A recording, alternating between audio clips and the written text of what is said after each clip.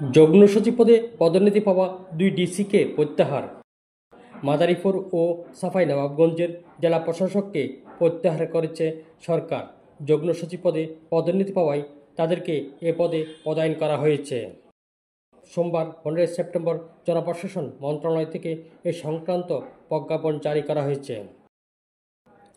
মাদারীপুরের ডিসি ইয়াসমিন আক্তারকে স্বাস্থ্য শিক্ষা ও পরিবার কল্যাণ বিভাগের যুগ্ম সচিব এবং চাঁপাইনবাবগঞ্জের ডিসি আব্দুস সামাদকে ধর্ম বিষয়ক মন্ত্রণালয়ের যুগ্ম সচিব পদে পদায়ন করা হয়েছে। এর আগে বিকেলে জাতীয় বেতন কমিশন 2025-এর একান্ত সচিব উপসচিব মোহাম্মদ আব্দুল মান্নানকে কক্সবাজারের ডিসি নিয়োগ দেয় সরকার। উল্লেখ্য, ডিসি পদে উপসচিব পর্যায়ে কর্মকর্তারা নিয়োগ পেয়ে থাকেন।